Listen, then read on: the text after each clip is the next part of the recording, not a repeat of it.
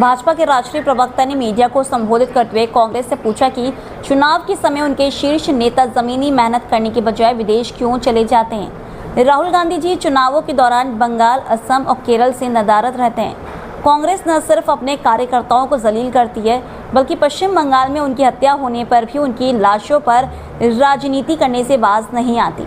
उनके अपने ही प्रदेश अध्यक्ष अधीर रंजन चौधरी कह रहे हैं कि बंगाल में लोकतंत्र खत्म हो चुका है, फिर भी कांग्रेस केवल सत्ता के लिए ममता के साथ खड़ी है।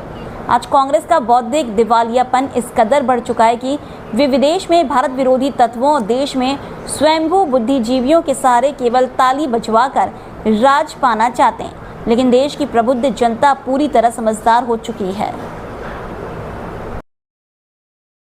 मैं कांग्रेस से पूछना चाहता हूं और आप सब लोगों के माध्यम से, कितनी बार देश ने देखा है कि आप अपने कार्यकर्ताओं का सम्मेलन कर रहे हैं। चुनाव के समय हमारे नेता कहते हैं कि 25 दिन बंगाल में रहेंगे। मैं पूछना चाहता हूं आप कितने दिन रहे वहां? चलिए, बंगाल में आपका कुछ था नहीं। असम में कितने दिन रहे राहुल गांधी जी? केरल जहां डिफॉल्ट से आ गए वहां आप कितने दिन रहे? चुनाव के समय घूमने चले जाते हैं विदेश, यानी ईमानदारी से मेहनत ही नहीं करते।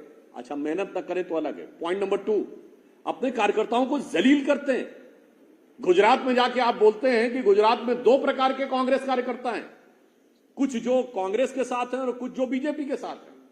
चलिए, जलील करना तो अलग है। आपके कार्यकर्ताओं की हत्या होती है पश्चिम बंगाल में, और आपके प्रदेश अध्यक्ष अधीर रंजन चौधरी जी कहते हैं there is no democracy in Bengal, कि ममता जी के राज्य में हिंसा की पराकाष्ठा हो गई है, लोकतंत्र समाप्त हो गया है, और आप कहते हैं लोकतंत्र के लिए ममता जी को साथ लेना जरूरी है। अरे, आप अपने कार्यकर्ताओं की लाशों पर राजनीति करना चाहते थे, आप उस तख्त पर काबिज होना चाहते थे जिसके पाए आपके कार्यकर्ताओं के जनाजे पर रखे हुए थे। उसके बाद आपको लगता है कि आपके कार्यकर्ता और जनता आपका साथ देंगे। यहां तक कि इंटेलेक्चुअल्स की भी बात है तो बस बाहर जाना, विदेश में जाकर और चंद भारत विरोधी इंटेलेक्चुअल से मिलना, और भारत में आके आज कांग्रेस पार्टी इस बौद्धिक दिवालियापन पे आ गई है कि उसके पास अपने बौद्धिक विचारक तक नहीं रह गए। ताल कटोरा स्टेडियम में चंद घोषित हिंदू विरोधी तथा कथित स्वयंभू बुद्धिजीवियों को खड़ा करके आप सोचते हैं कि ताली बजवाकर आपको राज मिल जाएगा।